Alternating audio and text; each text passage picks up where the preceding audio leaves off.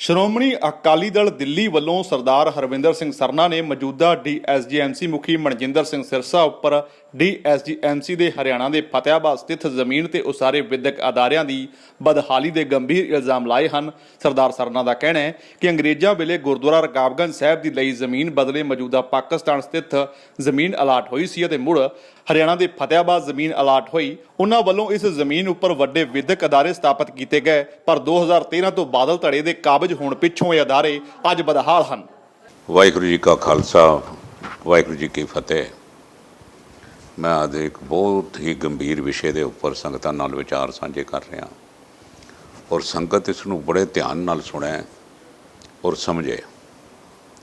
1912 दे विच अंग्रेज़ां ने गुरुद्वारा रकाबगंज साहब की 280 एकड़ जगह एक्वायर करके इत्थे वाइसराय हाउस, जिन्होंने अज असीं राष्ट्रपति भवन कहते हैं, पार्लीमेंट हाउस, ये सारिया चीज़ां उन्होंने बनाईयां और सिखां नूं इस दे इवजन दे विच 280 एकड़ जगह मुल्तान दे विच अलाट की गई।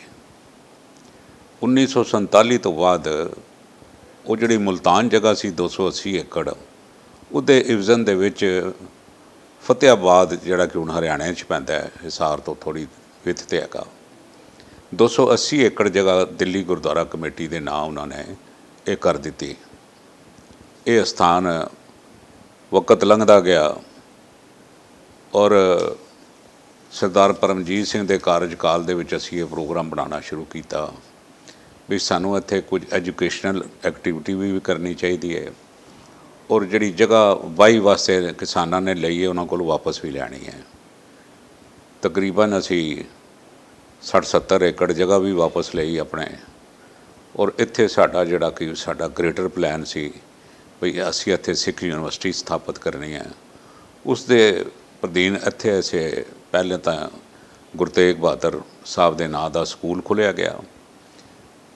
वो स्कूल पब्लिक स्कूल बनाया गया भी इलाके के सिखां वास्ते एक एजुकेशन का सेंटर बन जाए। उस दे नाल ही असी इंजीनियरिंग कॉलेज भी शुरू कर दिता। इंजीनियरिंग कॉलेज की लोड़ भी सी और असी ये जे बन जाता इंजीनियरिंग कॉलेज तो एक बड़ी वड्डी इलाके के सिखां नूं, नौजवानों उन्होंने उन्होंने जिंदगी बनाने वास्ते एक पहल कदमी की गई। बदकिस्मती के नाल अकाल पुरख का पाना है 2013 दे विच ये प्लान सारे तरे दे तराए रह गए क्योंकि बादल दल ने सीधे या पुठे तरीके दे नाल दिल्ली गुरुद्वारा कमेटी दे विच कब्जा किया। सिरसा क्योंकि सिरसे दे विच रहन वाला है, उत्थों फतेहाबाद बहुत नेड़े हैगा, इसने वो फतेहाबाद का जिहड़ा कॉलेज सी, स्कूल सी, वो हथिया लिया। हथिया के इसने अपने चाचे के हवाले कर दी। उत्थे जिहड़ी लुटमार हुई हैगी वो देखण ते सुनन ते बहुत फर्क हैगा। नवे जनरेटर नूं तब्दील करके पुराने खड़वट्टे जनरेटर लाते गए। कार भी चाचे नूं दिती गई, उस कार का एक्सीडेंट होया तो नवी कार दिती गई। चाचे की नूंह नूं भी इसने अपनी भरजाई नूं भी या प्रिंसीपल लाया सी या चाचे की PA लाया तो 50,000 रुपया तनख्वाह ये उन्होंने भी दे रहा है। 5-10 हज़ार वध घट हो सकती है। इत्थे ही बस नहीं की। असी अपनी टीम कुछ दिन पहला उत्थे फतेहाबाद भेजी। फतेहाबाद दे विच जो असी मंजर वेख्या बर्बादी का, ये बर्बादी का मंजर वेख के अखां 'च अथरू आ गए। एक एक फोटो असी वेख नहीं सकते। शराब दीयां बोतलां उत्थे मिलियां सानू उस अदारे दे विच और सानू उत्थों दे लोकां कोल पता लग्या है भी जो जो कुकर्मां दी किताब एक लिखी जाए तो हर तरह का कुकर्म उस गुरु तेग बहादुर साहब के नाँ के स्कूल के चल रहे और कॉलेज के अदारे चल रहे कुकर्म उत्थे हो रहे हैं। व्यभिचार भी हो रहा है, शराबां भी पीतियां जा रही हैं, कुकर्म भी हो रहे हैं और ड्रग भी उत्थे बेची जा रही है। सारे काम उत्थे हो रहे हैं और सारिਆਂ ਦਾ करता धरता सरसा ते चाचा। फोटोआं असीं खिंच के लियाईयां। जो चीज़ बना के गए ਉਹ ਸਾਰੇ ਦੀ ਸਾਰੀ ਕਰੋੜਾਂ ਰੁਪਏ ਬਰਬਾਦ ਹੋ ਚੁੱਕੇ ਨੇ।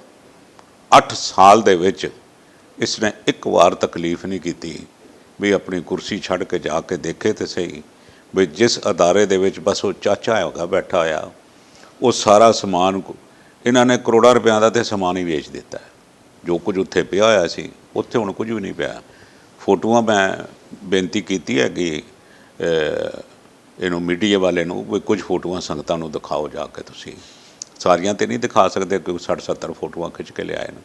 ਕੁਝ ਫੋਟੋਆਂ ਦੇਖ ਕੇ ਤੁਹਾਨੂੰ ਅੰਦਾਜ਼ਾ ਹੋ ਜਾਏਗਾ ਬਈ ਬਣੀ ਹੋਈ ਚੀਜ਼ ਕਿਵੇਂ ਬਰਬਾਦ ਹੋ ਗਈ। ਸ਼ਟਰਿੰਗ ਜਿਹੜੀ ਲੱਗੀ ਹੋਈ ਸੀ ਉਹ ਵੀ ਉੱਥੇ ਹੀ ਹੈ ਪਿਛਲੇ 8 ਸਾਲ ਤੋਂ।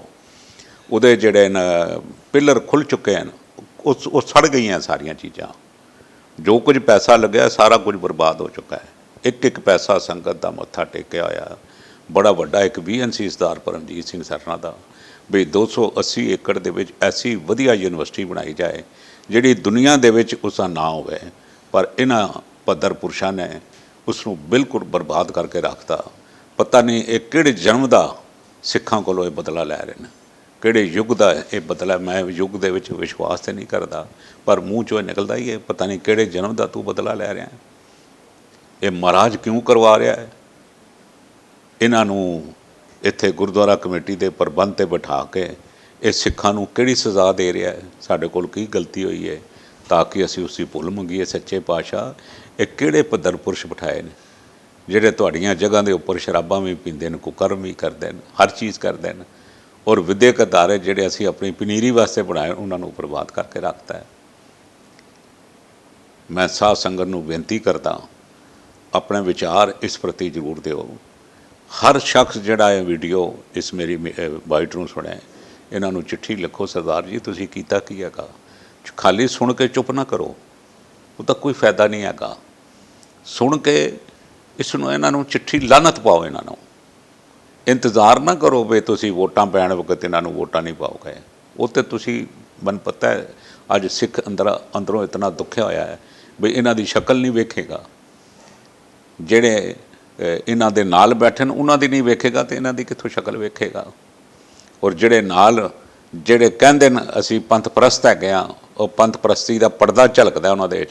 ਮੈਂ ਉਹਨਾਂ ਨੂੰ ਵੀ ਬੇਨਤੀ ਕਰਦਾ ਵੀ ਹੁਣ ਤਾਂ ਉੱਠੋ, ਹਾਂ ਦਾ ਨਾਰਾ ਤੇ ਮਾਰ ਦਿਓ। ਹਾਂ ਦਾ ਨਾਰਾ ਨਹੀਂ ਮਾਰੋਗੇ, ਪੰਥ ਤੁਹਾਨੂੰ ਮਾਫ ਨਹੀਂ ਕਰੇਗਾ, ਕੋਈ ਸਿੱਖ ਤੁਹਾਨੂੰ ਮਾਫ ਨਹੀਂ ਕਰੇਗਾ। ਗੁਰੂ ਸਾਹਿਬ ਨੇ, ਦਸਮ ਪਾਤਸ਼ਾਹ ਨੇ ਪੁੱਛਿਆ ਸੀ ਭਾਈ ਜੇਤੇ ਕੋਲੋਂ, ਬਾਈ ਉੱਥੇ ਕਿਸੇ ਨੇ ਹਾਂ ਦਾ ਨਾਰਾ ਮਾਰਿਆ? ਉਹਨਾਂ ਕਿਹਾ ਜੀ ਨਹੀਂ ਮਾਰਿਆ। ਫਿਰ ਉਹਨਾਂ ਨੇ ਫੈਸਲਾ ਕੀਤਾ ਵੀ ਖਾਲਸਾ ਪੰਥ ਸਾਜਿਆ। ਹੁਣ ਵੀ ਮੈਂ ਤੁਹਾਨੂੰ ਬੇਨਤੀ ਕਰਦਾ, ਹੁਣ ਤੇ ਸਾਜਣਾ ਹੋ ਚੁੱਕੀ ਹੈ ਖਾਲਸੇ ਪੰਥ ਦੀ। ਬਸ ਆਪਣੀ ਜ਼ਮੀਰ ਨੂੰ ਜਗਾਓ। ਉਹ ਜਿਹੜੀ ਮਰ ਚੁੱਕੀ ਹੈ ਜ਼ਮੀਰ, ਇਹ ਸਾਰਾ ਬਰਬਾਦੀ ਦਾ ਮੰਜ਼ਰ ਵੇਖ ਕੇ ਉੱਠੋ, ਹਾਂ ਦਾ ਨਾਰਾ ਮਾਓ ਔਰ ਇਹਨਾਂ ਨੂੰ ਲਾਂਤਾ ਪਾਓ। ਇਹਨਾਂ ਸ਼ਬਦਾਂ ਦੇ ਨਾਲ ਖਿਮਾ ਦਾ ਜਾਚਕ ਹਾਂ। ਵਾਹਿਗੁਰੂ ਜੀ ਕਾ ਖਾਲਸਾ, ਵਾਹਿਗੁਰੂ ਜੀ ਕੀ ਫਤਿਹ। ਜੇਕਰ ਤੁਹਾਨੂੰ ਸਾਡਾ ਇਹ ਉਪਰਾਲਾ ਚੰਗਾ ਲੱਗਾ ਹੈ ਤਾਂ ਇਸ ਨੂੰ ਲਾਈਕ ਕਰੋ, ਸ਼ੇਅਰ ਕਰੋ ਅਤੇ ਸਾਡੇ YouTube ਚੈਨਲ ਨੂੰ ਸਬਸਕ੍ਰਾਈਬ ਕਰੋ।